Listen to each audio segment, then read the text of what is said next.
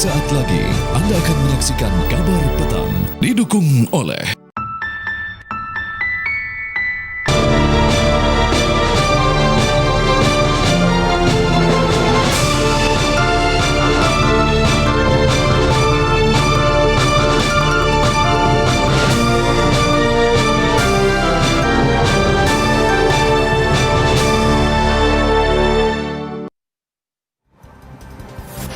Assalamualaikum warahmatullahi wabarakatuh. Selamat sore pemirsa. Tim nasional Indonesia akan kembali berlaga di ajang Piala AFF 2026. Diperkuat beberapa pemain naturalisasi. Pecinta sepak bola tanah air berharap pasukan John Hartman bisa membawa pulang Piala AFF tahun ini. Ya, selain itu juga pemirsa, koalisi pimpinan Arab Saudi melancarkan serangan ke target militer yang dikuasai Houthi di Yaman sebagai balasan atas serangan terhadap kapal komersial di Laut Merah. Kami akan hadirkan informasi selengkapnya dalam Kabar Petang hari ini bersama saya Nadila Saleh dan Andromeda Merkuri. Segera kita mulai Kabar Petang dengan informasi yang pertama untuk Anda pemirsa. Aksi main hakim sendiri kembali memakan korban jiwa. Seorang pria berinisial KD, warga Buleleng tewas mengenaskan setelah menjadi sasaran amuk massa di Banjar, Dinas Juwuk Legi, Tabanan, Bali. KD dikeroyok puluhan warga setelah diduga terpergok mencuri seekor ayam aduan.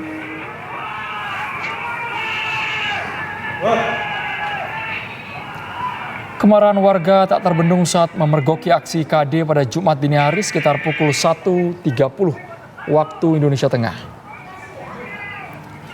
Pria berusia 31 tahun ini tertangkap basah hendak membawa kabur ayam aduan milik warga setempat. Massa yang tersulut emosi langsung mengejar pelaku.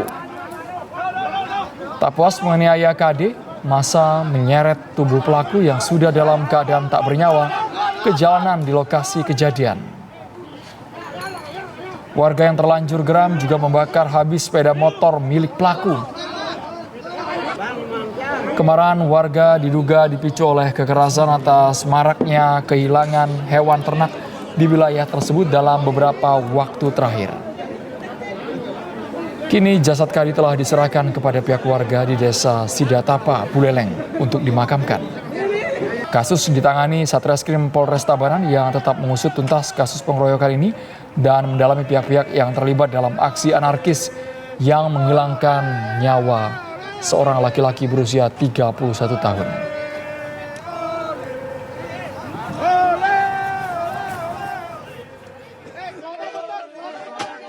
Kami memahami keresahan masyarakat atas adanya kasus kehilangan ternak. Namun kami menghimbau agar masyarakat tidak melakukan tindak main hakim sendiri. Karena setiap dugaan tindak pidana harus diselesaikan melalui proses hukum yang berlaku. Keributan dua kelompok warga terjadi di Jalan Tambak, Kelurahan Pegangsaan, Kecamatan Menteng, Jakarta Pusat. Akibat bentrokan, satu orang tewas dan satu lainnya dalam kondisi kritis. Bentrokan dua kelompok warga ini terjadi pada Minggu pagi sekitar pukul 10 waktu Indonesia Barat. Bentrokan dipicu dari pertikaian pemuda di tempat penjual nasi uduk. Kelompok pemuda itu merasa tidak terlayani dengan baik saat membeli sarapan. Kelompok pemuda kembali ke lokasi dengan membawa sejumlah rekan-rekannya untuk merusak gerobak penjual nasi uduk. Warga sekitar yang mengetahui aksi perusakan itu mendatangi tempat kelompok yang merusak. Warga menyerang dan membakar tempat kelompok tersebut hingga memicu bentrok antar warga yang meluas. Petugas kepolisian berupaya melerai bentrokan, namun warga sekitar kian emosi. Petugas evakuasi sejumlah orang, satu orang tewas dan satu lainnya kritis.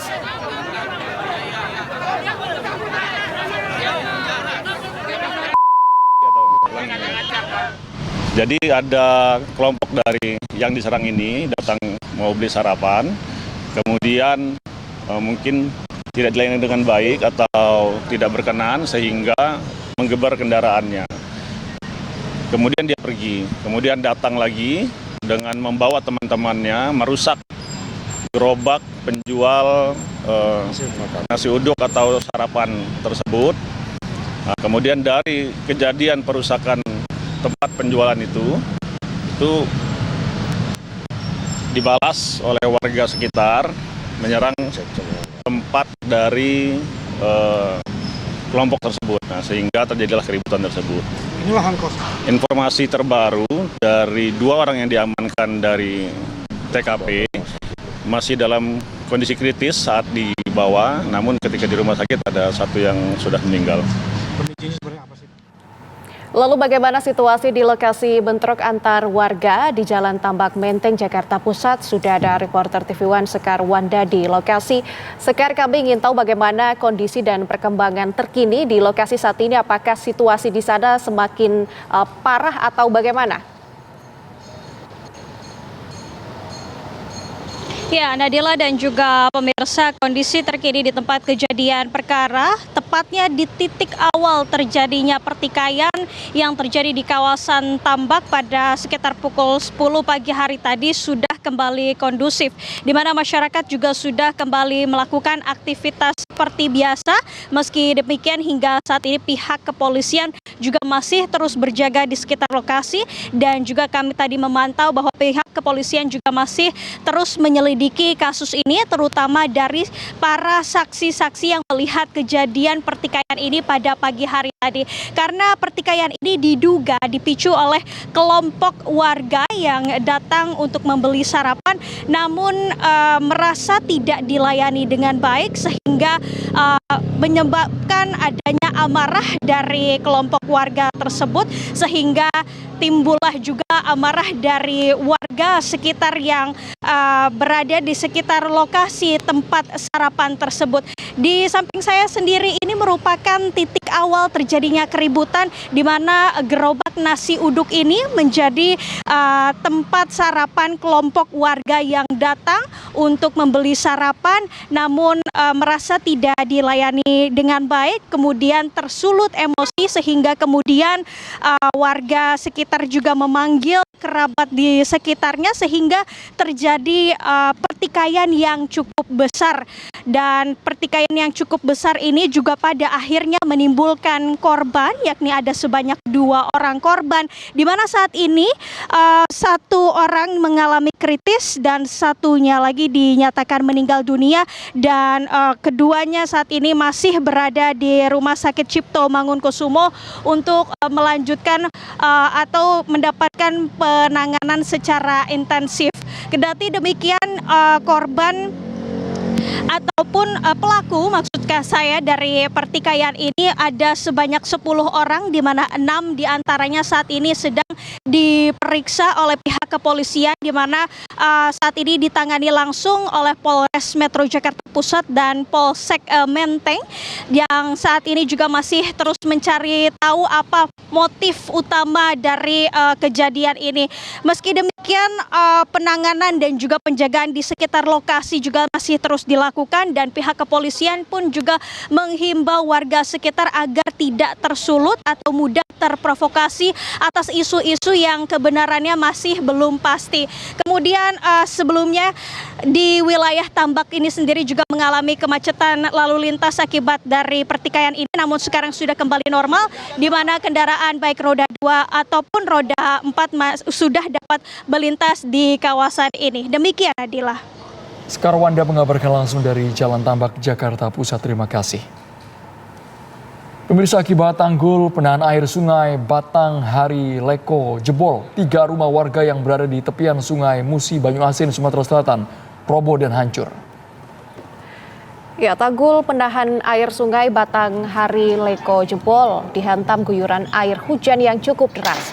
Saat kejadian, pemilik rumah berhasil menyelamatkan diri, namun beberapa harta benda tak bisa diselamatkan. Aparat TNI Polri dan BPBD langsung mendatangi lokasi dan memberi imbauan warga tidak boleh mendekat akibat rawan adanya longsor susulan. Saat ini warga korban longsor yang terdiri dari 3 kepala keluarga sudah diungsikan. Masih ada lebih dari 100 rumah warga di tepian sungai yang beresiko roboh.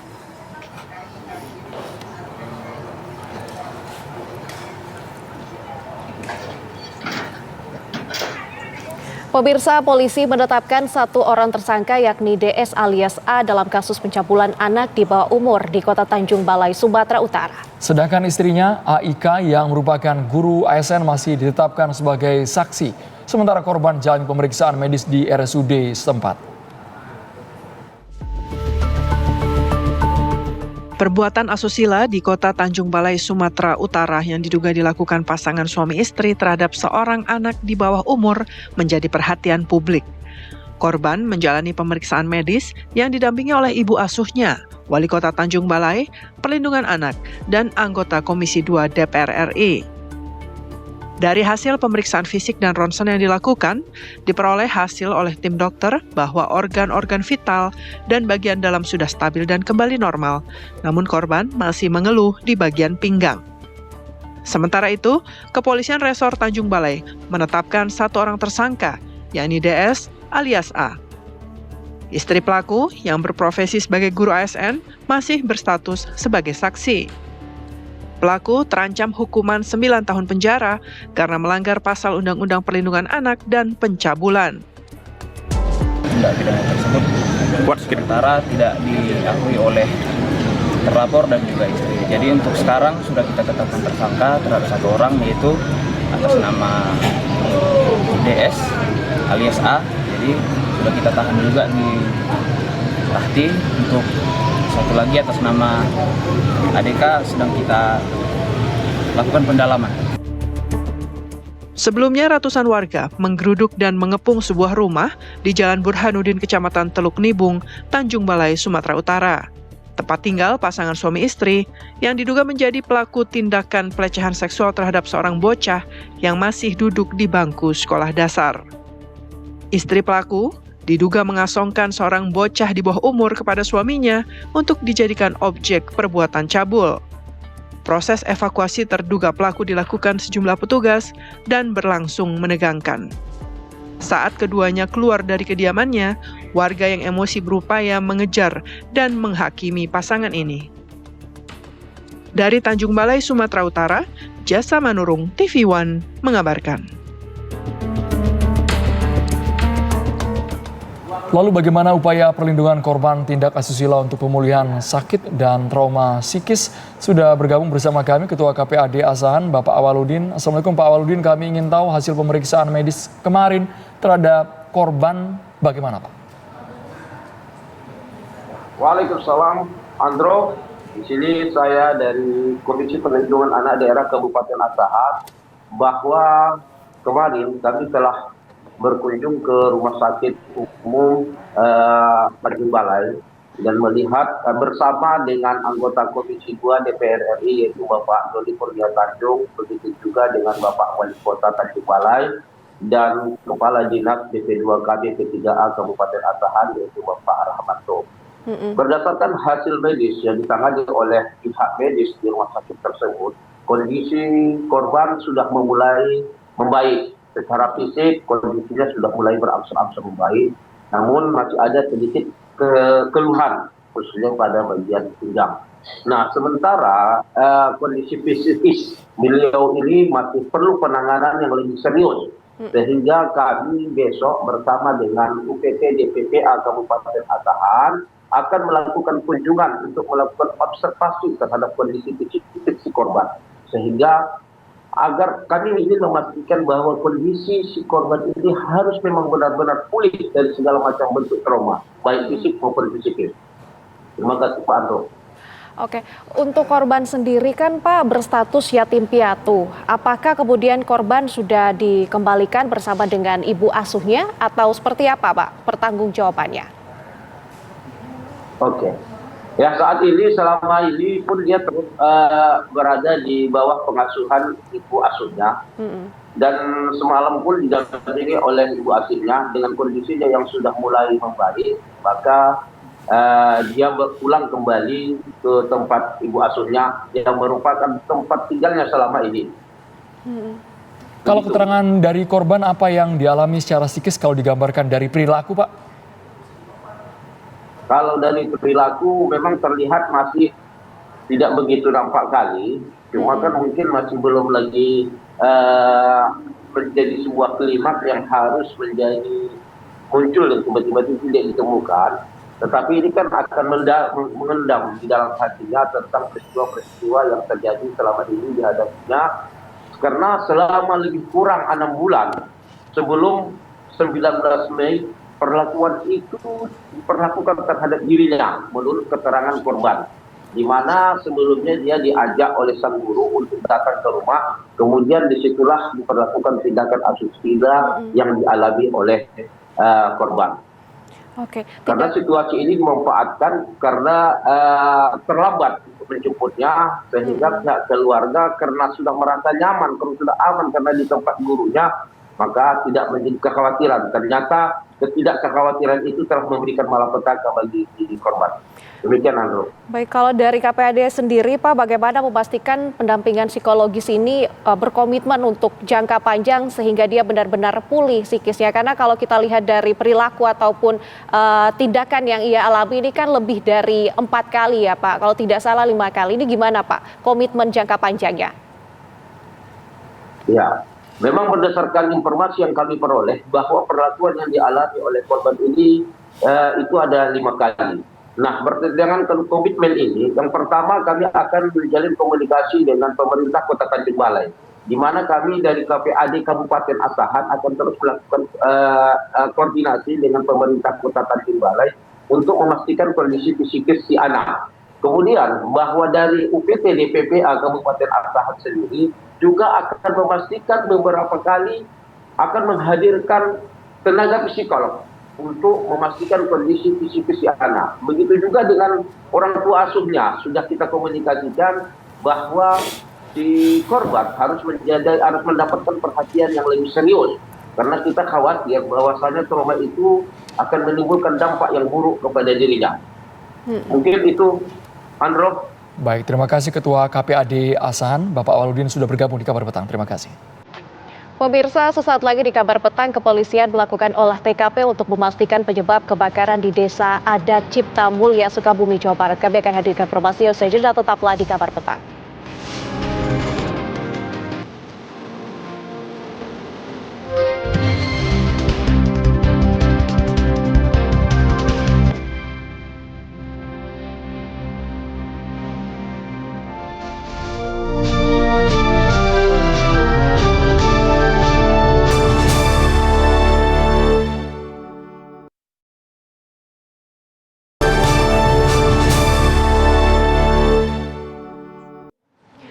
Pemirsa, kepolisian melakukan olah TKP untuk memastikan penyebab kebakaran yang terjadi di Desa Adat Cipta Mulya di Kabupaten Sukabumi, Jawa Barat. Kebakaran yang terjadi pada Sabtu kemarin itu menghanguskan lebih dari 50 rumah warga.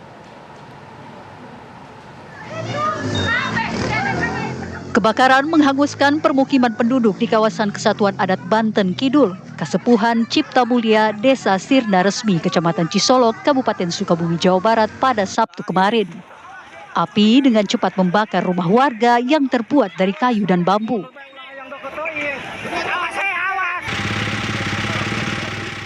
Selain rumah warga, lumbung padi sebagai tempat penyimpanan padi masyarakat adat juga turut terbakar. Kebakaran ini menghanguskan lebih dari 50 rumah warga. Mereka yang terdampak pun terpaksa mengungsi ke rumah kerabat. Yang kebakar Aki enggak ngecek, tapi Aki tanyain kepada Bimas. Katanya Ki semuanya 51 rumah. Aki sekarang tinggal di mana? Aki di rumah anak. Untuk mengetahui penyebab kebakaran yang terjadi di Kampung Adat Cipta Mulya, Polda Jawa Barat bersama Polres Sukabumi melakukan olah TKP. Kapolres Sukabumi AKBP Samian menyatakan diduga penyebab kebakaran berasal dari arus pendek salah satu kamar mandi umum. Kita akan melakukan cek TKP, kemudian akan kita lakukan pencarian titik awal api. Namun dari informasi saksi-saksi di lapangan bahwasanya diawali dari konsleting listrik yang ada di salah satu kamar mandi. Yang karena situasi panas terik, kemudian angin yang cukup kencang, sehingga api sulit untuk dikendalikan. Dan untuk menjangkau titik atau lokasi ini sulit untuk bisa didatangi kendaraan besar. Bupati Sukabumi menyatakan kejadian ini akan dijadikan sebagai tanggap darurat bencana mengingat banyaknya warga yang kehilangan tempat tinggal. Dari Sukabumi, Jawa Barat, Rizky Gustana, TV One mengabarkan. Lalu bagaimana kondisi terkini setelah kebakaran terjadi di Kampung Adat Cipta Mulya, Kabupaten Sukabumi, Jawa Barat? Kami langsung tanyakan kepada rekan kami Rizky Gustana yang berada di lokasi. Selamat sore Rizky, tadi olah TKP telah dilakukan, bagaimana kemudian hasilnya? Ya, Nadila dan pemirsa TV One dapat kami kabarkan bahwa kebakaran di Kampung Adat Cipta Mulya, Desa Sirna Resmi, Kecamatan Cisolok, Kabupaten Sukabumi ini memang menyisakan tangis bagi warga. Sedikitnya ada 51 rumah terdampak dari bencana non-alam ini. Tadi pihak kepolisian sudah melakukan identifikasi dan olah TKP terhadap penyebab kejadian perkara. Hasilnya dinyatakan bahwa penyebab kebakaran yang terjadi di kampung ini adalah dari hubungan arus pendek, yaitu korsleting listrik yang terjadi di kamar mandi umum. Polisi menilai bahwa ada salah satu kabel memang yang usianya sudah uzur dan kemungkinan besar itu terkelupas akibat panas sehingga terjadi percikan api dan merambat menjadi api sehingga membakar rumah sebanyak 51 rumah terbakar. Sementara untuk dapat kami kabarkan juga bahwa kepala keluarga yang terdampak akibat bencana kebakaran ini sebanyak 52 dan untuk jiwa sebanyak 163 jiwa. Sementara untuk fasilitas lainnya seperti loit atau lumbung yang memang warga masyarakat di sini menggunakan padi untuk disimpan di dalam loit itu sebanyak 49 lumbung. Itu adalah tabungan warga masyarakat petani di sini untuk menyimpan padi. Begitu Nadila. Oke, ada 100 lebih yang Anda sebutkan jumlah korban di sana. Bagaimana kemudian kondisi mereka saat ini? Apakah setelah diungsikan di lokasi yang sudah baik atau seperti apa? Ya, Nadila, memang kekerabatan di Kampung Adat Cipta Mulya ini sangat kuat sehingga sanak saudara ataupun kerabat itu rumahnya tidak jauh dari kampung adat ini, sehingga warga masyarakat yang terdampak sebanyak 160 jiwa ini saat ini mengungsi ke tempat sanak saudara ataupun keluarga yang tidak jauh dari tempat kejadian musibah ini, Nadila. Oke, bagaimana kemudian rencana pemulihan rumah-rumah warga yang terbakar ini, Rizky? Ya, tadi pihak pemerintah Kabupaten Sukabumi hari ini sudah menyatakan tanggap darurat bencana, terutama untuk pemulihan rumah dan akan koordinasi dengan kepala adat yaitu Abah Hendrik, bahwa mereka juga akan berkoordinasi dengan para sesepuh adat di sini apakah memang harus direlokasi atau membangun rumah di tempat kejadian terbakar ini. Baik, terima kasih Rizky Gustana informasinya langsung dari lokasi. Selamat kembali bertugas. Pemirsa, kecelakaan lalu lintas yang melibatkan 2 unit truk terjadi di Jalan Lintas Bukit Timah kilometer 20 Kelurahan Bangsal Aceh, Kota Dumai, Riau, Minggu pagi. Seorang kernet meninggal dunia. Diduga mengantuk saat mengendarai mobilnya, truk pengangkut CPO dari arah Sumatera Utara yang hendak ke bongkar di perusahaan yang berada di Kota Dumai, Riau, menabrak kendaraan yang berada di depannya saat sedang parkir di pinggir jalan. Akibat insiden itu, seorang kernet meninggal dunia di saat tertidur nyenyak di dalam truk. Selain menimbulkan korban jiwa, kecelakaan juga mengakibatkan muatan CPO tumpah dan mengalir ke badan jalan. Tumpahan tersebut membuat permukaan jalan menjadi licin sehingga berpotensi membahayakan pengguna jalan yang melintas dan mengalami macet panjang. Sejumlah warga di sekitar lokasi tampak beramai-ramai mengambil CPO yang tumpah di sepanjang badan jalan.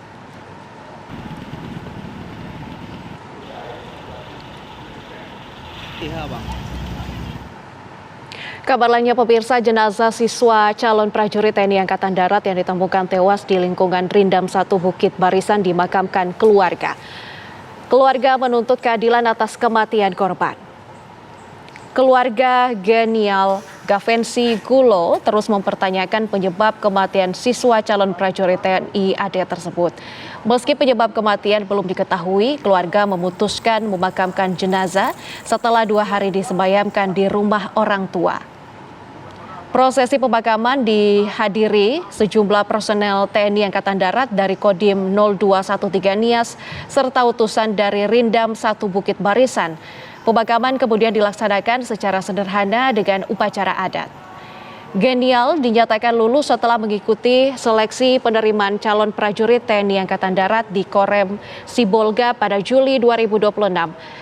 Namun baru 4 hari mengikuti pendidikan di Rindam 1 Bukit Barisan Siantar, keluarga menerima kabar Genial tewas akibat gantung diri. Sebelum dipulangkan ke keluarga, jenazah Genial diotopsi di RSUD Pematang Siantar. Keluarga pun curiga karena menemukan lebam di sejumlah bagian tubuhnya. Tak cuma menuntut penjelasan jujur atas kematian Geni, keluarga juga menuntut keadilan atas kematian pemuda tersebut yang dicurigai keluarga meninggal dengan tidak wajar.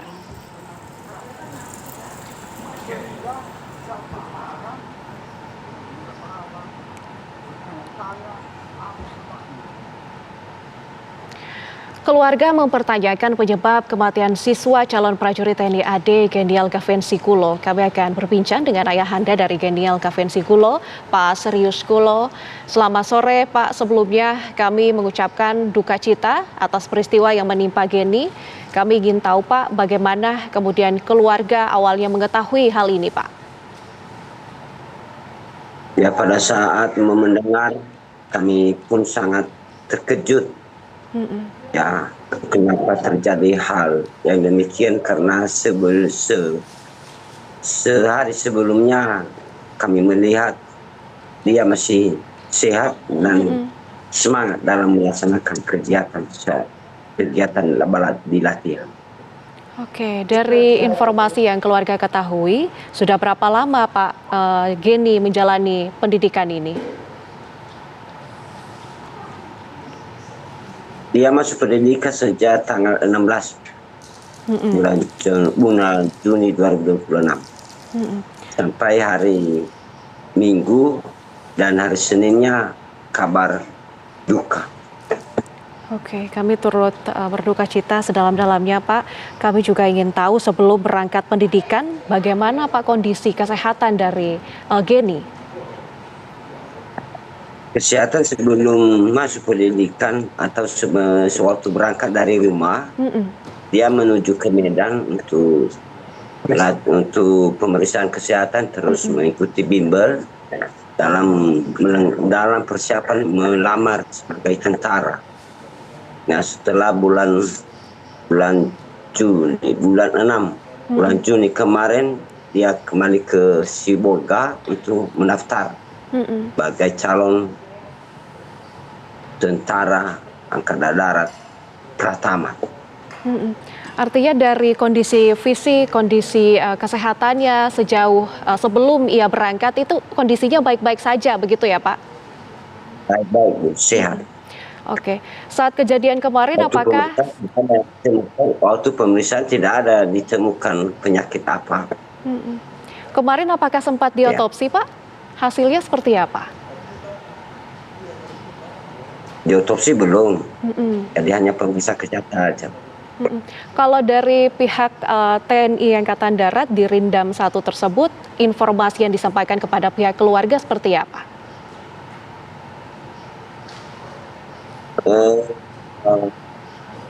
Waktu pagi setelah jam 6.38 dikabari dari Rindam untuk memastikan kami sebagai orang tua Genial, kami jawab ya iya. Jadi dipertanyakan siapa famili di Sibolga tempat anak ini mendaftar.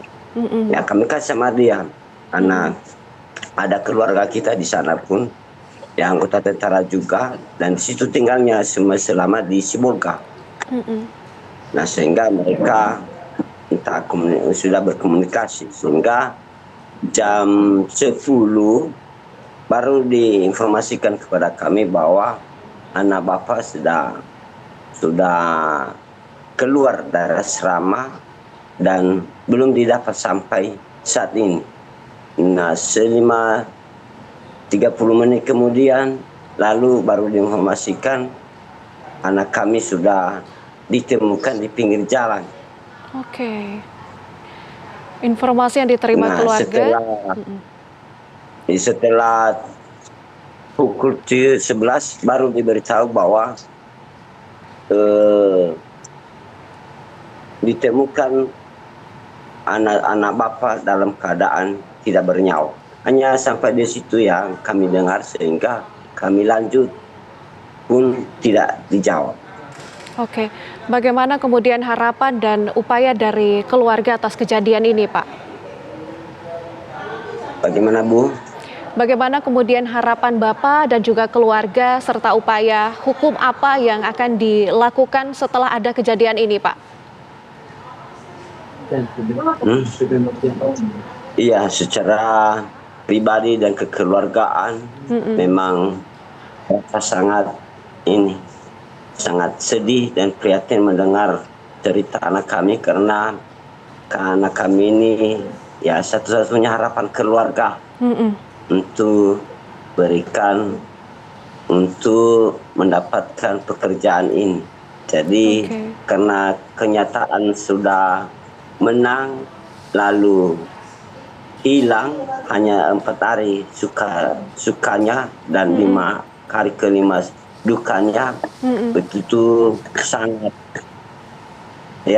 resah, sangat sedih. Bukan hanya keluarga, semuanya famili, tetangga, malah sekampung kami ini. Ya, harapan anak ini untuk melanjutkan anak-anak pemuda di jemaat perdana ini. Ya. Baik, Pak, serius kami benar-benar merasakan duka juga yang begitu mendalam atas meninggalnya anak Bapak. Terima kasih banyak Bapak sudah berkenan untuk bergabung bersama kami di Kabar Petang. Sehat selalu untuk Bapak dan juga keluarga di sana. Pemirsa, Stadion Karapan Sapi Muhammad Nur di Jalan Sekep, Kelurahan Bancaran, Bengkalan, Jawa Timur terbakar.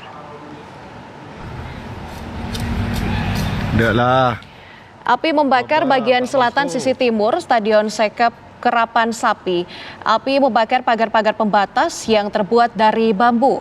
Kebakaran terjadi saat para peserta Karapan Sapi melakukan uji coba lapangan. Kebakaran membuat warga dan para peserta karapan menyelamatkan diri. Menurut warga, api muncul dari pembakaran sampah dan rumput kering untuk persiapan perlombaan karapan sapi Agustus mendatang. Api baru bisa dipadamkan 1 jam kemudian.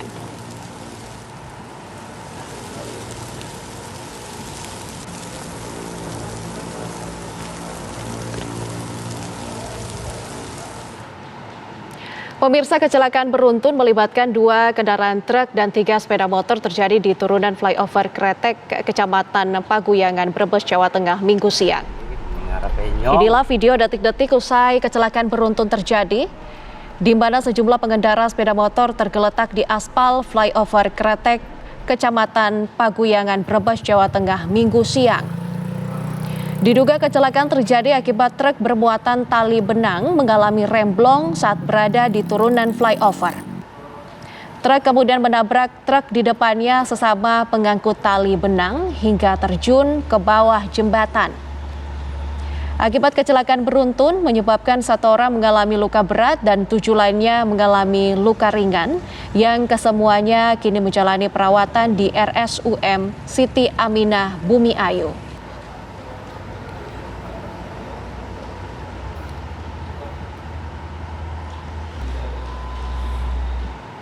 Pecinta sepak bola tanah air menantikan skuad mewah Garuda untuk tahun 2026 ini bisa mengangkat trofi Piala AFF. Bagaimana membaca peluang timnas kali ini di bawah asuhan John Hartman dan juga banyak materi pemain naturalisasi sudah bergabung bersama saya pengamat sepak bola kita Bung Gita Suwondo. Bung Gita sehat?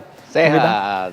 Luar biasa. Andro. Dari 26 pemain 12 pemain naturalisasi tapi sangat berharap jangan jadi dijuluki pemain yang spesialis runner up. Ya. 6 kali runner up di AFF dari 30 tahun adanya AFF ini. Tahun ini peluangnya bagaimana Bung Gita? Harusnya tahun ini kita bisa menuntaskan para runner up itu jadi juara. Kutukan kita patahkan ya Bung ya? Karena gini, kalau kita bicara tahun 2021 terakhir kita jadi runner up, kemudian 2016 kita memang underdog saat itu. Kita underdog terhadap lawan-lawan kita di final Vietnam dan Thailand. Tapi kalau kita bicara di tahun 2010 seharusnya kita juara saat itu, bukan Malaysia yang menjadi juara. Entah kenapa kita gagal jadi juara, tapi sekarang dengan 12 naturalisasi, untuk sementara di putaran grup masih 11 karena Hubner belum dilepaskan oleh klubnya Fortuna Sittard yang masih uji coba pre-season mereka di Prancis. Tapi saya pikir dengan 11 yang kita miliki harusnya kita bisa menjadi juara walaupun nggak ada Jay Itzes, nggak ada Kelvin Verdong, nggak ada 2 kiper utama kita, juga nggak ada Joey Pelopessi dan nggak ada Kevin Dix. Seberapa signifikan pengaruh debut dari para pemain timnas naturalisasi nantinya? Ya harusnya dengan adanya Tom Haye dan juga Shane Patinama yang sudah bisa main kembali setelah 4 kali larangan bermain dari FIFA karena ulah mereka juga di kualifikasi terakhir Piala Dunia. Saya pikir ini kesempatan kita. Metronom Tom Haye ini kan bisa dibilang yang terbaik di ASEAN sekarang dengan adanya pemain-pemain naturalisasi yang bisa kita dapat. Walaupun Kamboja punya 10 naturalisasi, kemudian Vietnam punya 3 naturalisasi, Malaysia juga ada naturalisasi, Filipina juga. Tapi saya pikir naturalisasi kita di luar tidak bisanya pemain-pemain yang merumput di Eropa bermain. Oleh Romani tidak main. Oleh Romani dan kawan-kawan tidak main. Ini tetap yang terbaik di antara para pemain ASEAN. Berbicara soal Kamboja, ternyata materi pemain Kamboja sebagian juga ada dari Brazil naturalisasi, kemudian ada dari Uzbekistan ya, Bung Gitanya. Patut kita waspadai juga. Bukan bermaksud Kamboja di bawah kita levelnya. Ya, Kamboja mungkin yang harus kita waspadai adalah pertemuan terakhir kita di tahun 2022 di GBK ya. Saat itu belum ada naturalisasi, kita hanya menang 2-1. Kita sempat unggul terlebih dahulu oleh Egy, kemudian kita disamakan, kemudian kita susah payah untuk menang melalui golnya Witan saat itu. Itu yang harus kita waspadai, bahwa dulu kita bisa menang 4-0, 5-0, 6-0 lawan Kamboja. Sekarang udah nggak lagi itu, karena Kamboja juga sejak dilatih oleh para pelatih-pelatih Jepang ini, dimulai dengan Keisuke Honda dan sekarang juga pelatih Jepang, mereka meningkat pesat dan bukan tidak mungkin mereka juga bisa mengejutkan. Mereka hanya kalah 1-2 dari Singapura dengan bermain di kandang sendiri.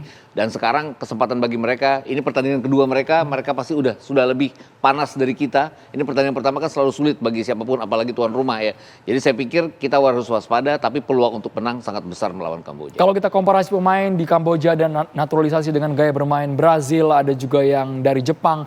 Tapi kita dominasi masih Eropa ya, Belanda ya, Bung Gita. Ya mereka sebenarnya lengkap juga ya, ada dari Jepang, ada dari Ivory Coast ya, Pantai Gading. Kemudian ada Privat Embarga yang sudah biasa merumput di sini, ada 2 jadi Brazilnya. Kemudian ada Uzbekistan juga, sebenarnya lengkap 10 pemain ini. Tapi secara kualitas mereka masih di bawahnya Tom Haye dan kawan-kawan. Kalau melihat pengalaman Tom Haye dan kawan-kawan bermain di liga-liga Eropa beberapa tahun yang lalu. Sambil kami tampilkan berikut ini merupakan grafis pemain naturalisasi kita yang akan merumput di Stadion Pakansari Kabupaten Bogor, Jawa Barat. Ini nama-namanya. Dipastikan kemungkinan besar Jordi Amat, Tom Haye, Maklok, Ratnar Oratmangun, Justin Hubner, satu persatu. Bung Gita, ini dipastikan akan turun ya Bung ya? Yes, dan kalau kita lihat keseluruhannya ini kan sudah mempunyai caps nasional kecuali Tim Gapens dan juga Michelle Baker. Tim Gapens ini sudah pernah bermain bersama Coach Indra Syafri di Under 20 di turnamen di Eropa saat itu, tur ke sana. Kemudian Michelle Baker ini yang ditunggu penampilannya karena ini dia jangkung. Ya, 196 ini bola-bola udara pasti makanannya dia. Kemudian dia dianggap sebagai pelapisnya Ole Romani. Jadi nanti tandemnya akan Ole Romani kalau Ole Romani bisa bermain, dan sekarang dia pasti akan menjadi tumpuan utama. Dia bermain di US League Divisi 2-nya dan kabarnya bulan November nanti dia akan bergabung dengan Colorado Rapids yang merupakan anggota dari MLS. Jadi secara pengalaman juga dia pasti sudah oke. Kemudian ada tim Gapens. Ya, tim Gapens ini center back, juga bisa bermain sebagai back kiri, bisa sebagai winger juga, jadi lengkap. Ini tipe dari pemain-pemain sekarang ya, bisa bermain di berbagai macam posisi. Ini yang disenangi oleh John Hartman, sehingga rotasi bisa dijalankan dengan sangat baik oleh kita. Kemudian kalau kita lihat tengahnya pasti akan Ivar Jenner dan juga Tom Haye yang sudah punya pengalaman bersama timnas kita dan sampai ke putaran ketiga kualifikasi Piala Dunia. Jordi Amat rasa-rasanya akan berpasangan dengan Rizky Rido nanti di center back. Kemudian ada Sandy Walsh yang akan bermain di bek kanan juga. Mungkin Justin belum bisa bermain pertandingan melawan Kamboja dan Vietnam. Tapi nanti semifinal jika kita lolos dan final, kemungkinan dia juga sudah bisa bergabung. Yang menarik ditunggu juga adalah Jens Raven ya. Bersama Bali United kan dia lebih banyak jadi cadangan. Betul. Selama satu musim ini, tapi bersama timnas SEA Games kemarin kan dia mencetak 2 gol melawan Myanmar, walaupun tidak bisa membawa kita ke jenjang berikutnya. Agak terlambat golnya, dia mainkan sebagai pemain cadangan saat itu. Trennya sudah mulai positif, tapi kalau kita lihat memang sebagai katalisator Tom Haye, Ivar Jenner selalu impresif, Bung Gita ya. Ini bisa dijadikan maju mundur semuanya. Betul. Solid. Kalau kita lihat kan nantinya ini Mark Locke masih di sini, tapi biasanya nanti akan Ivar Jenner di sini. Okay. Mark Locke di babak kedua main. Ivar Jenner punya pengalaman untuk menahan awal-awal serangan sehingga tidak bertemu dengan Rizky Ridho dan juga Shane Patinama. Kemudian Tom Haye yang akan lebih ke depan, perannya di Persib juga terlihat seperti itu. Kemudian ada Beckham Putra yang dalam pertandingan persahabatan di bawah John Hartman ini dianggap sebagai pemain yang sangat luar biasa dengan pada saat itu Ole Remeni berpindah ke posisi belakang kemudian memberi umpan pada Beckham. Jadi saya pikir perannya akan sangat sama. Donitri yang dianggap paling menonjol, paling berkembang selama John Hartman melatih timnas, ini pasti akan menjadi inti di bek kiri juga. Dan melawan Kamboja juga saya nggak yakin bahwa akan ada 3 center back, pasti akan 2 center back untuk lebih memenuhi lapangan tengah kita untuk bisa unggul melawan Kamboja. Marcelino Ferdinand yang sudah lama kita nantikan, kecepatan manuvernya di lini depan. Ini tahun 2024 ya, terakhir orang ingat bagaimana dia luar biasa sekali berhadapan dengan Arab Saudi saat itu, 2 golnya dia. Rasa-rasanya peran nomor 10 akan ada dia, dengan tidak adanya Ole Remeni pasti akan menjadi 3-4-3 dengan Marcelino Ferdinand menjadi nomor 10 di belakang 2 penyerang. Kemudian kalau kita pakai 4-3-3 dia juga akan menjadi penyeimbang di tengah awal serangan dari 2 striker kita di depan. Kalau untuk prediksi line up selera dari John Hartman seperti apa Bung Gita? Lebih ke John Hartman ini punya 2 formasi ya, berhadapan dengan lawan yang lebih kuat dia akan pakai 3-4-3 seperti halnya waktu kita kalah lawan Bulgaria.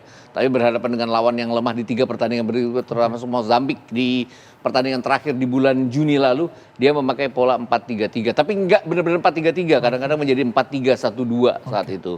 Calvin Verdong kan kadang-kadang berperan sebagai penggantinya Tom Haye karena di 4 pertandingan tersebut Tom Haye belum bisa dimainkan. Pendekatan seperti apa yang akan dibangun oleh John Hartman dari kacamata Bung Gita? Kalau ngelihat 4 pertandingan sebelum ini kan dia selalu pressing ya. Pressing di awal, cepat sekali dia menguasai jalannya pertandingan. 4 pertandingan berhadapan dengan lawan Bulgaria sekalipun yang peringkatnya di atas kita, dia berani untuk menekan Bulgaria untuk mencoba mengambil bola cepat dari para pemain Bulgaria. Hanya saja pada saat itu penjaga gawang Bulgaria kan luar biasa ya, dengan ada 5 penyelamatan penjaga gawang Bulgaria. Artinya balik-balik lagi, sekarang ini kan Piala Dunia kemarin mengingatkan kita banyak sekali penjaga gawang yang luar biasa. Jadi tim yang ball position bagus pun kadang-kadang mentok dengan penjaga gawang.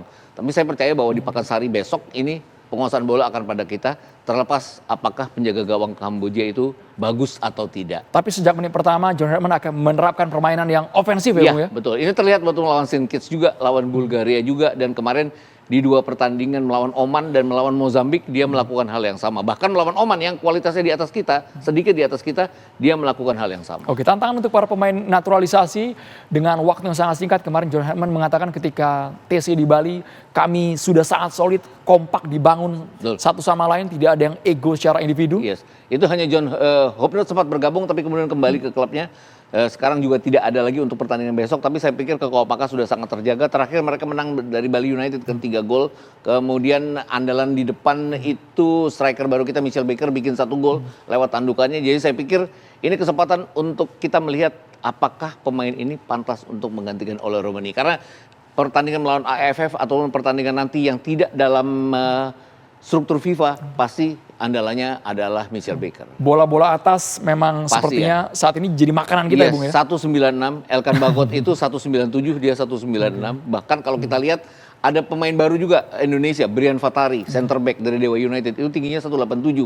Itu di atas para pemain naturalisasi. Jadi saya pikir secara fisik timnas kita ini sudah oke sekali. Kita lihat grup A dan juga grup B, meskipun kemarin di grup A ada yang melumat Timur Leste 7-0 Bung, Vietnam. Ini Vietnam, Singapura, Kamboja, Timur Leste bersama kita semua. Tapi peluangnya bagaimana melihat 2 grup ini? Kalau Thailand sudah Thailand kita akuin ya. Thailand sepertinya akan menuju ke puncak nih. Vietnam yang mungkin harus diwaspadai dengan 3 naturalisasi Brazil mereka ya, termasuk Rafael Son. Kemudian kemarin pada saat mereka melumat Timor Leste dengan 7-0, tapi hanya Timor Leste ya. Nggak mengecilkan Timor Leste, tapi Timor Leste kan biasa menjadi lumbunggul. Mereka punya Nguyen Digbam yang top scorer di SEA Games. Dan di top scorer dan juga pemain terbaik Vietnam di Under 23 Asia. Jadi saya pikir yang harus diwaspadai adalah Vietnam nanti pada tanggal 3 Agustus pada saat kita menjamu Vietnam. Kemarin Kamboja Singapura, seingat kami. Ya, 2-1 tipis ya, Bung ya. Ya, anaknya Fandi Ahmad yang mencetak gol di menit-menit terakhir ya. Jadi saya pikir juga Kamboja harus diakui pertahanannya oke, penjaga gawangnya oke, tapi Singapura ya harus dibilang levelnya di bawah kita. Jadi kesempatan kita untuk mencuri gol besok, mencuri kemenangan melawan Kamboja lebih terbuka karena kita bermain di kandang sendiri. Jadi sistem dengan home away kita tahu ada 2 tim yang akan diambil dari masing-masing grup ya, Bung Gita ya. Saat ini peluangnya saya pikir Vietnam dan Indonesia masih. Mungkin yang harus kita benar-benar waspada terhadap Vietnam kalau perbedaan gol mereka pada saat kita berhadapan 3 Agustus nanti masih di atas kita. Artinya kita sudah berhadapan dengan Timor Leste. Kalau kita kalah gol dengan mereka kan hanya butuh hasil imbang untuk jadi juara grup. Dan jadi runner up berarti berhadapan dengan Thailand. Ini yang harus kita hindari kalau kita ingin lolos sampai ke final. Karena penjegal kita selalu Vietnam, dan Thailand. Terakhir kita lawan Malaysia kan kita sebenarnya lebih superior tahun 2010 itu, tapi kita kalah juga. Mungkin bukan mental karena para pemain ini sudah sangat berbeda, tapi mungkin adalah kalau nggak pernah juara itu kan kadang-kadang ada aja batu sandungannya. Ini yang kesempatan bagi kita untuk kembali bisa menjadi juara. Dengan julukan spesialisasi runner up Indonesia, bagaimana peluangnya di tahun 2026 ini, Bung Gita? Apakah keberuntungan juga berpihak kepada kita setelah mempersiapkan segalanya dengan sangat matang? Ya, setiap tim yang jadi juara itu selalu punya keberuntungan ya, apapun lah terhebat apapun mereka, dan saya pikir kita harus mencari keberuntungan itu adalah dengan menjadi juara grup terlebih dahulu untuk kita terhindar dari lawan yang berat di semifinal. Final sudah all out, kalau kita jadi tuan rumah di pertandingan kedua itu akan sangat menguntungkan kita dan kesempatan menjadi juara. Saya yakin dengan tim ini karena secara kualitas memang mereka di atas rata-rata, bahkan di atas Vietnam dan Thailand sekalipun. Nama-nama lokal kita, Bung Gita, ada Beckham, kemudian Rizky Ridho, dipanggil semua. Betul, ada Rizky Ridho pasti akan jadi kapten. Ada Egy, kemudian kita bicara Beckham kan bagus selalu dipegang oleh John Hurtman juga. Egy kembali. Marcelino Ferdinand yang saya sangat tunggu-tunggu setelah dia tidak cedera akan seperti apa. Kemudian kalau kita lihat Brian Fatari ya, terlepas apapun mungkin dia cadangan, tapi pada saat dia dimainkan bersama Dewa United kan dia bagus juga. Kemudian Rehan Hanan juga akan dilihat apakah penampilannya juga bagus. Jadi ini kombinasi antara pemain lokal dan naturalisasi yang pasti akan membuat kita secara kualitas jauh di atas dan akan jadi favorit untuk menjadi juara, tapi harus hati-hati karena favorit itu harus dibuktikan di lapangan, bukan sekedar di atas kertas. Kiper kita, Nadeo. Ya, belum pernah dimainkan oleh sudah lama vakum ya, karena kita selalu mengandalkan 2 penjaga gawang kita yang bermain di Eropa. Tapi saya pikir di antara seluruh 3 penjaga gawang ini, dia yang paling berpengalaman, caps yang juga paling baik. Dan kemarin saya lihat press conference hari ini, saya lihat dia penuh ketenangan untuk percaya diri bahwa ini adalah hasil. Dan kalau kita bicara terlepas apapun kan dia juga yang membawa Borneo sampai bisa bersaing dengan Persib dengan segala macam penyelamatannya. Ada pesan dari John Hurtman bahwa Kamboja jangan kita anggap remeh, harus kita waspadai materi pemain yang mereka punya, betul-betul mengapresiasi, menghargai lawan, tidak bermaksud untuk merasa lebih tinggi secara level ya, Bung Gita ya. Karena mereka juga punya 10 naturalisasi dengan berbagai macam kewarganegaraan asal. Kemudian mereka punya pemain yang pernah merumput di liga kita, jadi tahu persis bagaimana kondisi persepak bolaan kita. Itu yang privat embarga ini yang benar-benar harus kita waspadai. Memang sudah usianya tidak ideal, tapi kan pengalaman pasti akan membawa dia untuk tahu apa kelemahan para pemain kita. Apalagi kalau kita, mungkin karena kita punya naturalisasi yang tidak diketahui kekuatannya oleh embarga, tapi pemain-pemain lain kan dia sudah hafal sekali apa maunya gimana. Senin 20.30 waktu Indonesia Barat, Stadion Pakansari dan puluhan ribu supporter Indonesia akan menjadi saksi siapa yang akan menang. Harapannya karena merumput di tanah sendiri ya, Bung Gita ya. Menang tipis ya, nggak usah muluk-muluk Bung Gita. Harusnya menang tipis di nggak 4 pertandingan lah lawan Timor Leste pasti menangnya besar. Tapi menang tipis melawan Kamboja, melawan Vietnam dan melawan Singapura akan membuat kita jadi juara grup yang memudahkan kita untuk lolos ke final. Kalau final kan sudah perkara mental juga ya. Dan Pakansari ini sebenarnya pilihan yang menguntungkan buat kita karena Vietnam sendiri protes dengan Pakansari karena mereka menganggap tidak familiar di sana. Dan ini yang harus kita manfaatkan bahwa kita bisa menjadi juara di AFF kali ini. Dukungan teriakannya harus lebih Luar biasa, Iya, esok kita betul. nantikan bagaimana Garuda bisa meraih kemenangan kontra Kamboja. Terima kasih banyak Bung Gita Sama-sama, sudah bergabung di Andrew. Kabar Petang. Yep. Pemirsa, turnamen pramusim Piala Presiden 2026 resmi dibuka di Stadion Sijalak Harupat, Kabupaten Bandung, Jawa Barat. Dalam pertandingan perdana, Persib Bandung mengalahkan Arema FC dengan skor 1-0. Turnamen pramusim Piala Presiden 2026 kembali bergulir. Pembukaan turnamen bergengsi itu dilakukan di Stadion Sijalak Harupat, Kabupaten Bandung, Jawa Barat.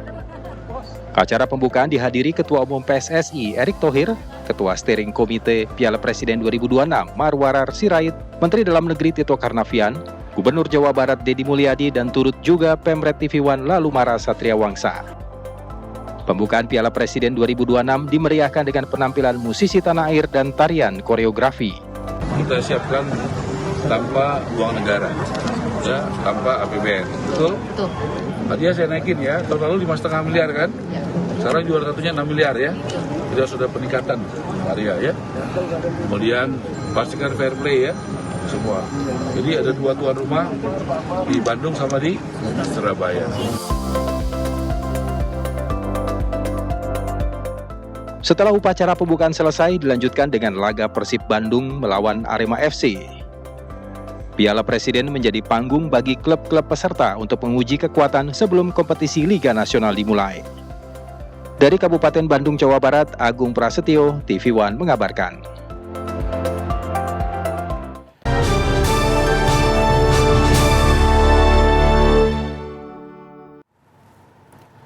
Polisi telah memeriksa 10 orang saksi dalam kasus tewasnya seorang petugas Satpam di Waduk Jatiluhur, Purwakarta, Jawa Barat.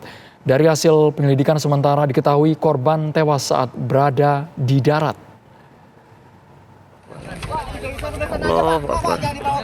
Seorang petugas Satuan Pengamanan atau Satpam ditemukan tewas tenggelam di Waduk Jatiluhur, Purwakarta, Jawa Barat dengan tangan terborgol. Jasad korban ditemukan Jumat lalu tak jauh dari pos jaga di dekat tanggul Waduk Jatiluhur. Tim Inafis Polres Purwakarta bekerja sama dengan tim medis melakukan visum di kamar jenazah RSUD Bayu Asih Purwakarta. Pemeriksaan berlanjut dengan otopsi yang dilakukan tim Inafis di Rumah Sakit Sartika Asih Bandung untuk mengetahui penyebab pasti kematian. Adapun korban meninggalkan seorang istri dan 2 anak. Kepolisian hingga kini terus melakukan penyelidikan. 10 orang saksi telah dimintai keterangan. Dari hasil otopsi, diketahui korban telah meninggal dunia di darat, baru jenazahnya dibuang ke Waduk Jatiluhur. Kita sudah memeriksa kurang lebih hari ini 10 saksi terkait dengan kejadian meninggalnya petugas keamanan di Waduk Jatiluhur. Kemudian kita sudah melakukan beberapa penyelidikan, kita sudah memeriksa, menganalisa beberapa CCTV yang ada di seputaran TKP. Untuk hasil sementara kita sudah mengirimkan jenazah korban ke Rumah Sakit Sartika Asih. Mungkin untuk hasil kesimpulan sementara korban sebelum meninggal di dalam air, sebelumnya ada kejadian di seputaran TKP di mana korban lebih dulu meninggal di darat. Demikian. Pihak keluarga menyerahkan kasus ini sepenuhnya pada pihak berwenang dan berharap kasus ini segera terungkap. Dari Purwakarta, Jawa Barat, Agung Prasetyo, TV One mengabarkan. Kegiatan komunitas lari yang berlangsung di Bali diduga diskriminatif dan rasis karena hanya boleh diikuti warga negara asing. Penyelenggara acara yang adalah warga negara asing juga diduga melakukan pelanggaran aturan keimigrasian. Video silent disco run yang digelar pada 22 Juli 2026 viral di media sosial. Kasus ini mencuat setelah beredar unggahan seorang wanita yang ditolak untuk mengikuti kegiatan ini lantaran berstatus warga negara Indonesia. Padahal kegiatan tersebut diselenggarakan di kawasan Canggu, Kabupaten Badung, Bali. Hal tersebut sontak menghebohkan masyarakat dan mendapat kritikan dari warga Bali. Event lari tersebut diselenggarakan oleh komunitas Entourage Bali dengan 2 WNA asal Belanda yang teridentifikasi sebagai penyelenggara. Kedua WNA tersebut adalah JAS, pemegang izin tinggal terbatas untuk bekerja, dan HQV, pemegang ITAS investor. Kedua WNA tersebut diketahui telah meninggalkan wilayah Indonesia pada Rabu 23 Juli 2026 malam menggunakan maskapai KLM tujuan Singapura melalui Bandara Internasional Igusti Ngurah Rai. Saat ini pihak imigrasi telah memasukkan keduanya ke dalam daftar cekal. Ternyata kita cek keberadaannya sudah berada di luar Indonesia pada tanggal 23 Juli yang lalu. Dan apa yang kami lakukan? Kami lakukan pertama kali adalah melakukan penangkalan. Sehingga oleh karena itu, orang asing tersebut, dua WNA tersebut tidak bisa lagi masuk ke Indonesia. Itu yang pertama. Kedua, kami sudah memerintahkan kepada jajaran imigrasi Bali untuk mengusut lebih lanjut. Selain menjatuhkan sanksi, pihak imigrasi akan memeriksa penjamin atau sponsor yang diduga melakukan pelanggaran ketentuan keimigrasian. Berdasarkan aturan yang berlaku, WNA tidak diperbolehkan menjadi penyelenggara kegiatan di Indonesia jika tidak sesuai dengan izin tinggal yang dimiliki. Dari Denpasar, Bali, Alfani Syukri, TV One mengabarkan. Berbagai tanggapan mulai muncul terkait kegiatan silent diskuran di Canggu, Bali yang dianggap rasis terhadap warga lokal. Pesepak bola Irfan Bahdi menilai kegiatan tersebut harusnya menghargai budaya dan kearifan lokal. Setelah mendapatkan perhatian dari pihak Ditjen Imigrasi, acara silent diskuran yang digelar di kawasan Canggu, Kabupaten Badung, Bali kembali mendapatkan kritikan dari warga. Salah satunya adalah pemain sepak bola Irfan Bahdim. Menanggapi hal tersebut, Irfan meminta kegiatan tersebut tidak terjadi lagi dan mereka harusnya menghargai budaya dan kearifan lokal setempat.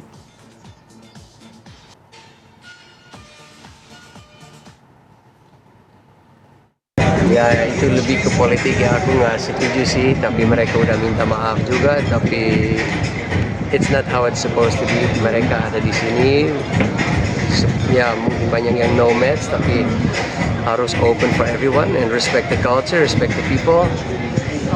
Hope this never happen again. Pemerintah Provinsi Bali meminta Bupati Badung melakukan investigasi terkait kegiatan silent diskuran yang diduga melakukan penolakan terhadap warga lokal yang ingin bergabung ke acara. Gubernur Bali, Iwayan Koster, berharap kejadian serupa tidak terulang lagi. Seperti apa Pak? Koordinasi Pak Bupati Badung untuk melakukan investigasi dan tidak boleh lagi terjadi hal seperti itu. Siap, makasih banyak Pak. Apa ada sanksi ke mereka Pak Gub yang panitia menyelenggarakan Pak Gub? Itu sedang dipertimbangkan, akan dilakukan deportasi. Kabar Petang akan segera kembali usai jeda berikut ini, tetaplah bersama kami.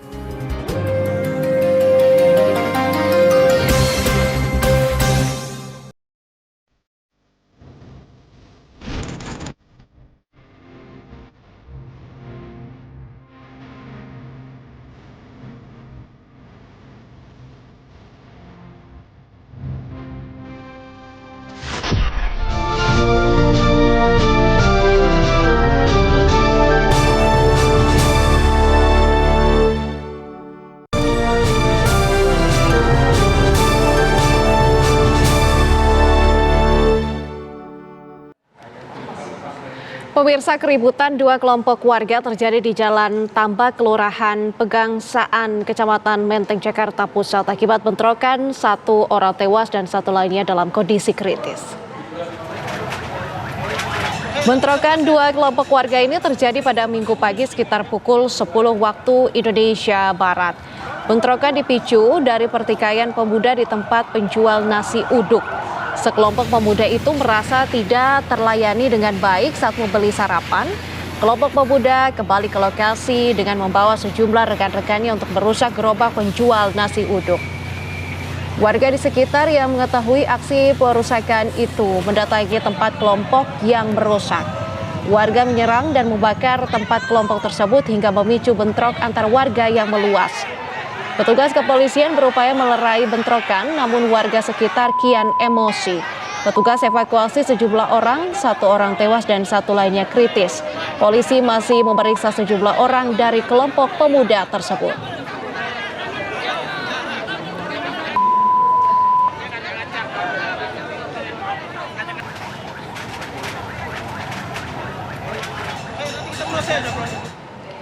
Kecelakaan beruntun melibatkan 2 kendaraan truk dan 3 sepeda motor terjadi di turunan flyover Kretek, Kecamatan Paguyangan, Brebes, Jawa Tengah, Minggu siang. Inilah pemirsa video detik-detik usai kecelakaan beruntun terjadi di mana sejumlah pengendara sepeda motor tergeletak di aspal flyover Kretek, Kecamatan Paguyangan, Brebes, Jawa Tengah pada Minggu siang. Diduga kecelakaan terjadi akibat truk bermuatan tali benang mengalami remblong saat berada di turunan flyover truk, kemudian menabrak truk di depannya sesama pengangkut tali benang hingga terjun ke bawah jembatan. Akibat kecelakaan beruntun menyebabkan 1 orang mengalami luka berat dan 7 lainnya mengalami luka ringan yang semuanya kemudian menjalani perawatan di RSUM Siti Aminah Bumi Ayu.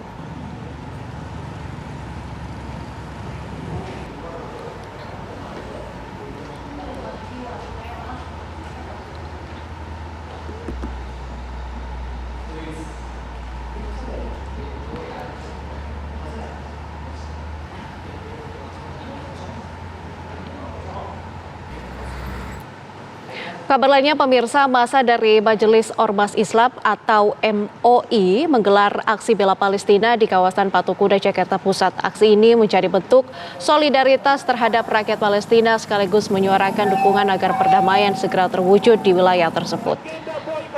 Ratusan peserta aksi memadati kawasan Patung Kuda, Jakarta Pusat dengan membawa bendera Palestina, spanduk serta berbagai atribut yang berisi seruan dukungan bagi rakyat Palestina.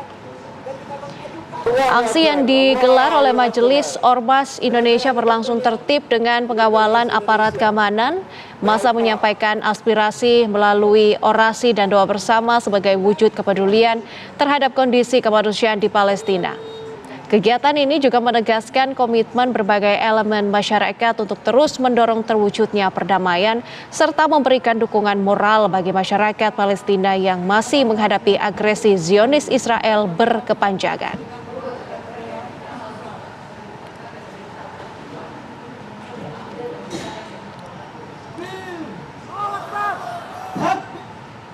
Pemirsa, penguatan ekonomi syariah menjadi salah satu bahasan utama dalam Kongres Umat Islam Indonesia ke-8 di Jakarta.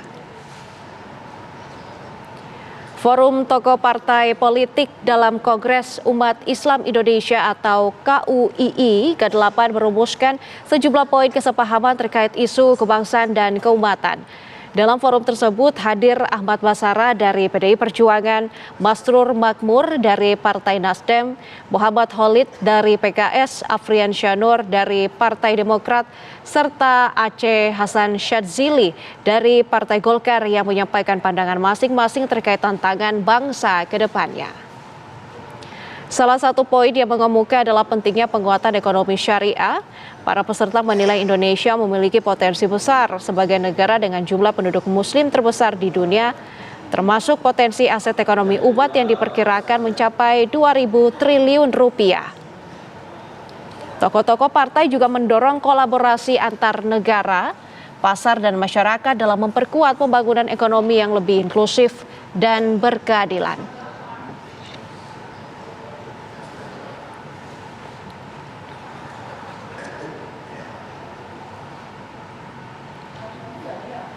Lalu bagaimana jalannya Kongres MUI terkini? Langsung saja kita tanyakan kepada rekan kami Virgi Dainas di sana. Virgi, silakan informasi terbaru Anda.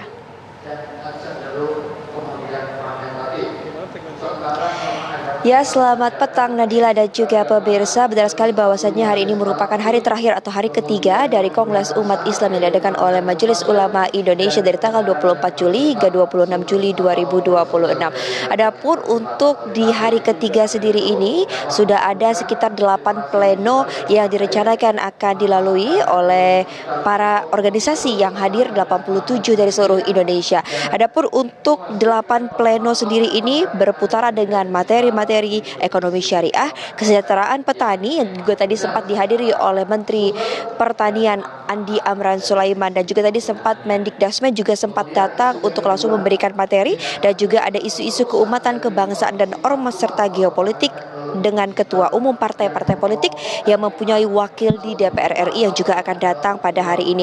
Lalu nanti untuk penutupan sendiri ini akan ada pentas seni dan budaya Islam dan persiapan penutupan KUII 2006 dan tasyakuran Milad ke-51 yang juga rencananya akan dihadiri oleh Menteri Agama Republik Indonesia Nasaruddin Umar. Dan juga ada pun poin-poin yang kami jabarkan hari ini masih seputaran dengan Majelis Ulama Indonesia yang menyiapkan naskah akademik dan juga RUU terkait pemidanaan serta pembatasan kampanye LGBT, dan juga naskah akademik tersebut sudah disiapkan sebagai landasan ilmiah penyusunan regulasi.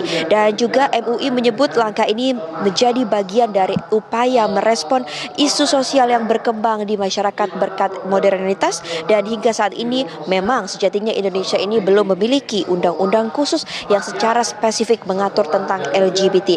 Adapun juga tadi MUI ini mendorong untuk dilakukannya pembentukan Danantara Syariah yang baru untuk dapat mengelola dana umat. Dan hingga sampai saat ini masih terus berjalan tentang pleno ekonomi syariah yang masih terus dikembangkan pada rapat ataupun pada seminar untuk sidang pleno kali ini. Nanti kami akan terus mengabarkan lebih lanjut bagaimana nanti penutupan dan juga jalannya pemaparan terkait dengan pengesahan ataupun naskah akademik LGBT dan juga pembentukan Danantara Syariah. Sekian, kembali ke studio Nadila. Baik, terima kasih Virgi Daina, selamat kembali bertugas. Pemirsa, Timnas Indonesia siap memulai perjuangan di Piala AFF 2026. Kami akan hadirkan informasinya usai jeda berikut, tetaplah bersama kami.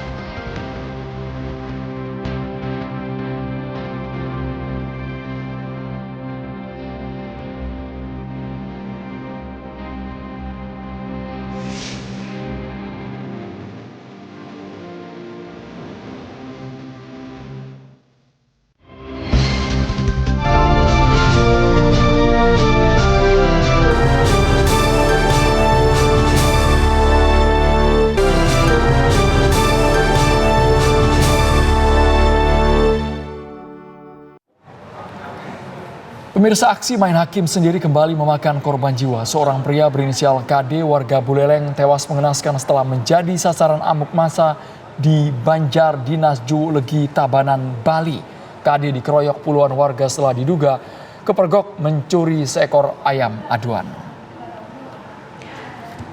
Kemarahan warga tak terbendung saat mempergoki aksi KD pada Jumat dini hari sekitar pukul 1.30 waktu Indonesia Tengah. Pria berusia 31 tahun tersebut tertangkap basah hendak membawa kabur ayam aduan milik warga setempat. Massa yang tersulut emosi langsung mengejar pelaku.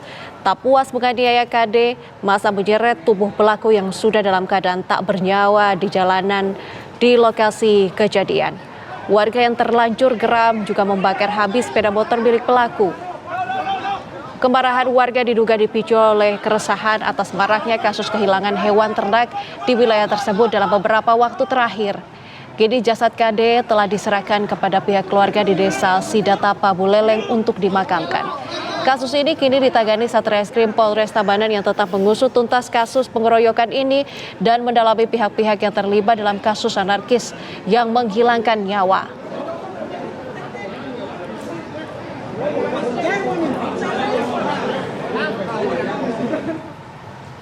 Pemirsa, Stadion Karapan Sapi Muhammad Nur di Jalan Sekep, Kelurahan Bancaran, Bangkalan, Jawa Timur terbakar. Api membakar bagian selatan sisi timur Stadion Sekep Karapan Sapi. Api membakar pagar-pagar pembatas yang terbuat dari bambu. Kebakaran terjadi saat para peserta Karapan Sapi melakukan uji coba lapangan. Kebakaran membuat warga dan para peserta karapan menyelamatkan diri. Menurut warga, api muncul dari pembakaran sampah dan rumput kering untuk persiapan perlombaan karapan sapi bulan Agustus mendatang. Api baru bisa dipadamkan 1 jam kemudian.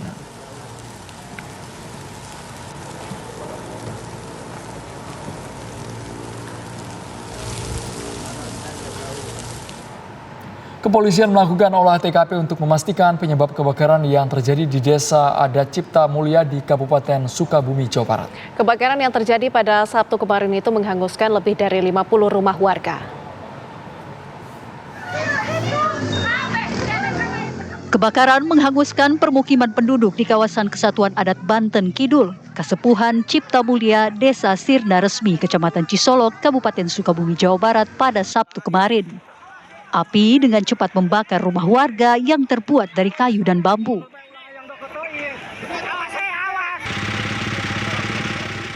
Selain rumah warga, lumbung padi sebagai tempat penyimpanan padi masyarakat adat juga turut terbakar. Kebakaran ini menghanguskan lebih dari 50 rumah warga. Mereka yang terdampak pun terpaksa mengungsi ke rumah kerabat. Yang kebakar Aki enggak ngecek, tapi Aki tanyain kepada Bimas. Katanya Ki semuanya 51 rumah. Aki sekarang tinggal di mana? Aki di rumah anak. Untuk mengetahui penyebab kebakaran yang terjadi di Kampung Adat Cipta Mulia, Polda Jawa Barat bersama Polres Sukabumi melakukan olah TKP. Kapolres Sukabumi AKBP Samian menyatakan diduga penyebab kebakaran berasal dari arus pendek salah satu kamar mandi umum. Kita akan melakukan cek TKP, kemudian akan kita lakukan pencarian titik awal api. Namun dari informasi saksi-saksi di lapangan bahwasanya diawali dari konsleting listrik yang ada di salah satu kamar mandi. Yang karena situasi panas terik kemudian angin yang cukup kencang sehingga api sulit untuk dikendalikan, dan untuk menjangkau titik atau lokasi ini sulit untuk bisa didatangi kendaraan besar. Bupati Sukabumi menyatakan kejadian ini akan dijadikan sebagai tanggap darurat bencana mengingat banyaknya warga yang kehilangan tempat tinggal. Dari Sukabumi, Jawa Barat, Rizky Gustana, TV One mengabarkan. Kabar selanjutnya, pemirsa, kecelakaan lalu lintas yang melibatkan 2 unit truk terjadi di Jalan Lintas Bukit Timah, kilometer 20, Kelurahan Bangsal Aceh, Kota Dumai, Riau, Minggu pagi. Seorang kernet meninggal dunia. Diduga mengantuk saat mengendarai mobilnya, truk pengangkut CPO dari arah Sumatera Utara yang hendak dibongkar di perusahaan yang berada di Kota Dumai, Riau, menabrak kendaraan yang berada di depannya saat sedang parkir di pinggir jalan. Akibat insiden ini, seorang kernet meninggal dunia saat sedang tertidur nyenyak di dalam truk. Selain menimbulkan korban jiwa, kecelakaan juga mengakibatkan muatan CPO tumpah dan mengalir ke badan jalan. Tumpahan membuat permukaan jalan menjadi licin sehingga berpotensi membahayakan pengguna jalan yang melintas.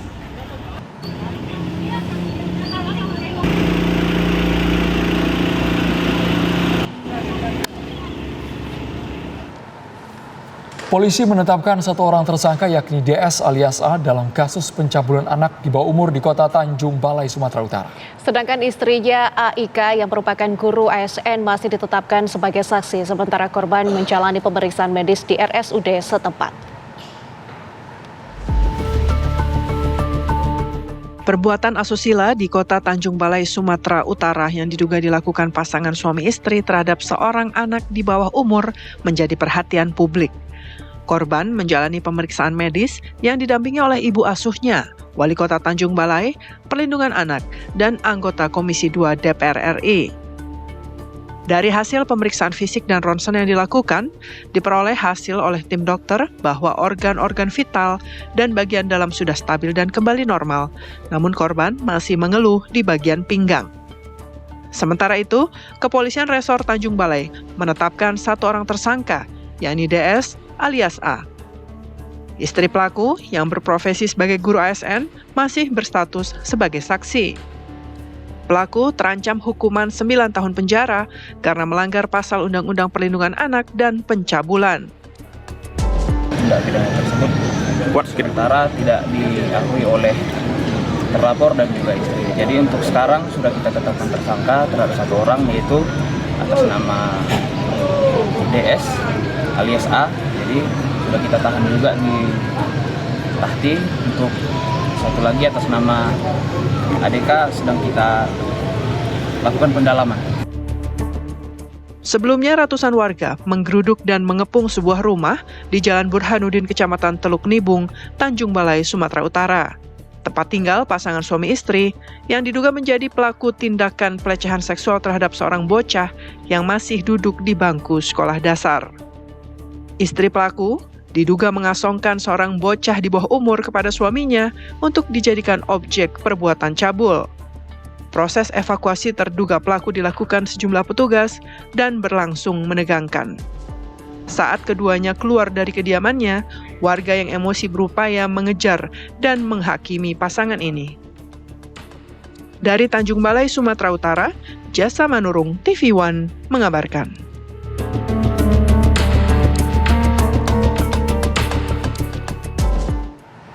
Kabar lainnya, pemirsa, Timnas Indonesia resmi mengakhiri pemusatan latihan di Bali pada Sabtu kemarin dan langsung bertolak ke Jakarta dan Bogor untuk mematangkan persiapan akhir menjelang laga pembuka Piala AFF 2026.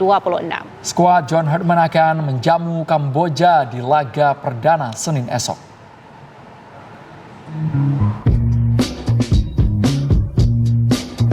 Tim nasional Indonesia resmi menyelesaikan agenda pemusatan latihan yang berlangsung di Bali United Training Center sejak 5 Juli lalu.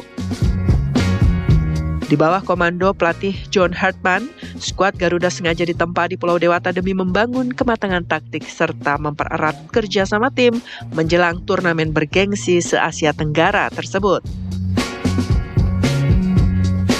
Sebagai penutup rangkaian persiapan di Bali, Timnas Indonesia juga sempat melakoni laga uji coba internal melawan tim lokal. Hartman mengungkapkan bahwa fokus utamanya di Bali bukanlah sekedar hasil akhir uji coba, melainkan pembentukan identitas permainan tim yang kini diperkuat oleh kombinasi pemain senior, pemain diaspora, dan pemain muda bertalenta. Rombongan tim nasional diterbangkan ke Jakarta pada Sabtu sore setelah mendapat pelepasan hangat dari tempat mereka menginap di Sanur. John Hartman tak lupa melayangkan pesan khusus kepada para pecinta sepak bola tanah air. Juru taktik asal Inggris tersebut berharap supporter bisa memenuhi Stadion Pakansari demi meneror mental lawan, sekaligus mendongkrak motivasi tanding anak asuhnya. So we hope the stadium in Bogor will be full and we can feel your energy. Every game will be difficult in its own way, and in every game we will need the Garuda fans. Skuad Timnas Indonesia untuk Piala AFF 2026 telah tiba di Jakarta Sabtu malam. Skuad Garuda akan memanfaatkan waktu yang tersisa untuk mematangkan taktik, memulihkan kondisi fisik pemain, serta melakukan persiapan terakhir menjelang pertandingan pembuka. Tim TV One mengabarkan.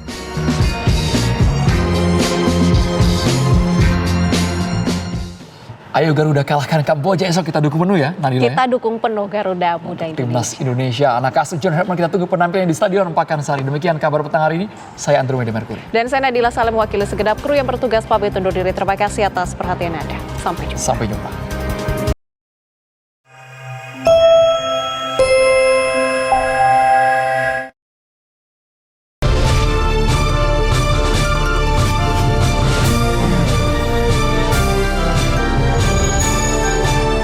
Baru saja menyaksikan Kabar Petang didukung oleh